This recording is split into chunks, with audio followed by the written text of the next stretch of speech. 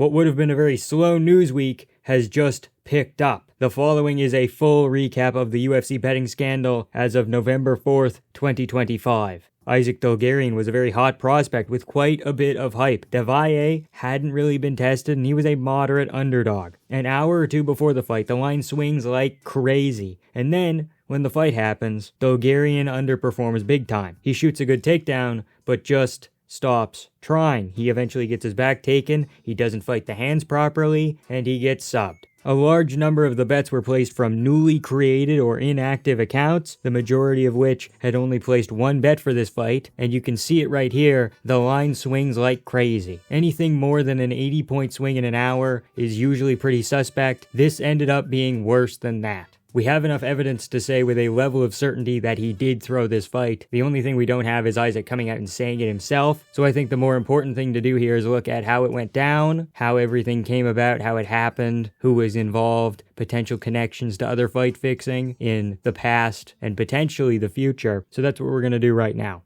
Isaac Dulgarian's coach, Mark Montoya, was on Helwani's show, and he confirmed that the FBI is looking into the situation and that Isaac assured him he wouldn't do anything like this. He has cut ties with Isaac entirely after the fight and says that Dulgarian isn't fighting again. This very costly decision has forced him into an early retirement. Isaac Dulgarian signed a 3 or 4 fight deal with the UFC just before his fight, but the day after the event they cut him, not let his contract expire. No, he was cut with cause. Then about an hour after the event, Harry Mack, our number one journalist covering this case, comes out and he says that the FBI is investigating the fight and also told the UFC to pull it, which they refused to do. The next morning, he tweets about how the FBI is flagging over 100 fights and how Jason Herzog in particular is going to be under the microscope. Jason has denied everything, and in fairness, Ariel hasn't corroborated Harry Mack's tweets about the Herzog thing in particular, only the part where the FBI was looking into a large number of fights. People hit Harry with some death threats and some pretty wild accusations about his legitimacy, but just about everything he said has been corroborated by other sources like Ariel, other than the Herzog stuff. So it does give it a little bit of validity, but still take it with a grain of salt. So there is a chance that Harry had bad information on that front, and I'm not willing to risk whatever legitimacy I have to say 100% either way on this issue, but I did have a very brief conversation with Harry, and he seemed pretty on the ball. I've also talked with a couple other sources and some journalists who've been doing this a little bit longer than me, and it paints a picture of neglect on the UFC's part. In the days after the initial incident, a couple of fighters have claimed that they have been approached in the past by unnamed entities to throw fights. An issue that I have, and I feel like it's a fair issue to have, is that none of these fighters have come forward and said who it is. They haven't given us names, they haven't said, oh, it was a guy in a trench coat, they haven't really given us anything of substance. Like, if they could give us some details, that would be phenomenal. Oh no, they're actually taking away details. Vince Morales took down his tweet because he got a call. Vanessa Demopoulos took down her comment because she got a call. Now Vince has said that it was a joke. So why take down the joke, buddy? Especially when Vince Morales also told Cage Side Press that it was during COVID and he didn't take it very seriously, and now he suddenly wants to say that this all never happened? Kinda strange. Responding to a request for comment and then doubling down, nay, tripling down, makes me feel like this is more than just a poorly timed joke. Vanessa Demopoulos says that she can't find the DM. Is this not something that you'd report to the UFC or to the government, or at the very least, screenshot it because it's neat?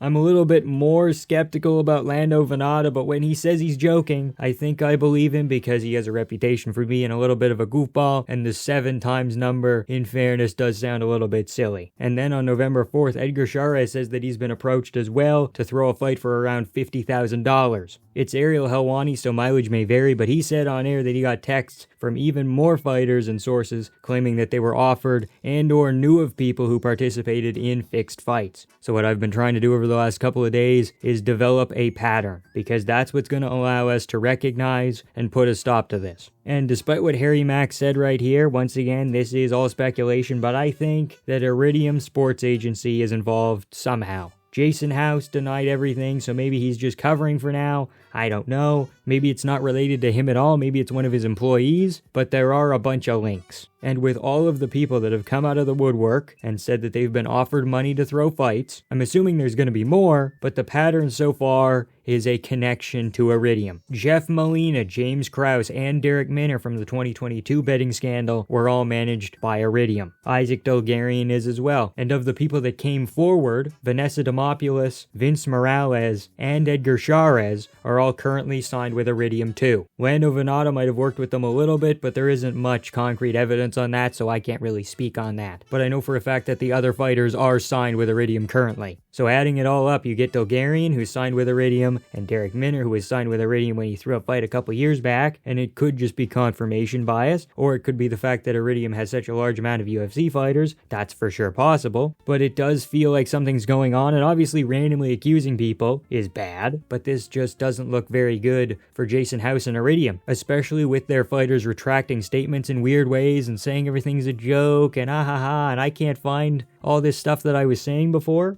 Garrett Armfield on Twitter is posting about how he's not gambling and RainBet's sending him fake gambling tickets. Kind of weird timing on that, given that his manager Jason House is in a kind of controversial spot right now, and it's all related to sports betting. Like Dulgarian, in a relatively recent interview, I think it might have been just a week ago, said that he deserved kickbacks from people betting on him, or something of that nature. What does that sound like? Isaac, what are we doing? Are we not trying to hide anything? I'm going to give you some information later in this video, but it really sounds like they weren't trying to hide anything. We'll get there in a bit, though. Then there is a secondary piece of this story. Jason Herzog's being investigated. Like, what's new, man? Tell me something I don't know. I've been banging on that drum for 3 months. I've been ahead of the curve. Everybody said I was just a man yelling at a cloud. Total Vampiric Legs vindication is on the way, ladies and gentlemen. You don't let Muhammad Yahya get knocked down 8 times in a fight and tell me that the fix wasn't in. You don't get to tell me that that was a mistake, Jason. As much as you want to apologize, I appreciate it, but I just don't believe you. Mistake privileges end after the 5th knockdown. You get to 8, it gets a little bit nutty. So then Herzog ended up having this little meltdown on Twitter, really mature, saying that the journalist who potentially exposed him is mid-transition. If you're gonna make a trans joke, at least be witty,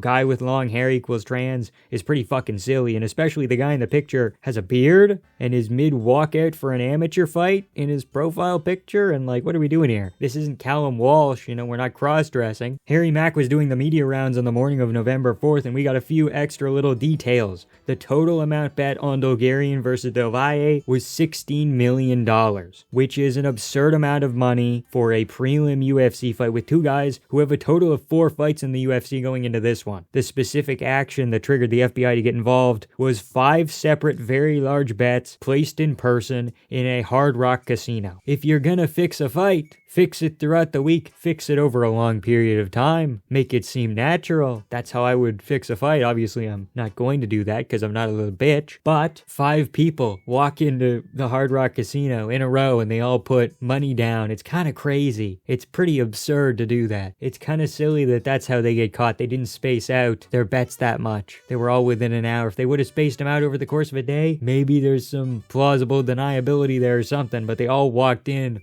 one after another or something and returned to the van and said, "Oh yeah, now you go." They're patting the other guy on the back. They're hyping him up. "Your turn, buddy. Let's get this done." They're walking in with briefcases full of money. I don't know. That's just my headcanon. Anyway, alongside Dulgarian, both David Onama and Daniel Frunza were flagged. Cedric Dumas, despite looking like he was throwing the fight, was not flagged. They were apparently flagged for high monetary volume and high volume of prop bets. Obviously nothing concrete on Onama, but he is with Iridium, and Frunza, as far as I know, doesn't have a manager right now. I looked into it. He had a management company that doesn't exist anymore, so he could be unrepresented. He might be with Iridium. That would be kind of silly, but I don't really think so. Once again, this is coming from Harry, and it's all speculation as to whether they are actually involved in something, or they were just flagged as fights to maybe take a second look at. If we want to tie back into previous accusations of fight fixing, or maybe even fight meddling, David Onama did shout out an MMA handicapper called Skinny Betts after he beat Garrett Armfield in 2022. He had a dominant position and an arm triangle attempt for a minute, and he didn't really try and finish it, and then he did choose to finish it after the 1.5 rounds hit. That's a very specific prop bet that this Skinny Betts guy was talking about all week online prior, and Onama just so happens to shout him out after the performance as well. It's a little bit strange. It is in this weird gray area though, because usually when you think of someone throwing a fight, they're just in there to lose. But is a guy allowed to not finish someone right away while waiting for a prop bet to hit? That feels grimy, but a distinction does need to be made. Also entirely speculative, but it's an open secret that Cedric Dumas put his show money on himself to lose and threw his UFC debut so he could get money to afford going to a real MMA gym. At a certain point, I appreciate the hustle, and that does feel like an isolated incident.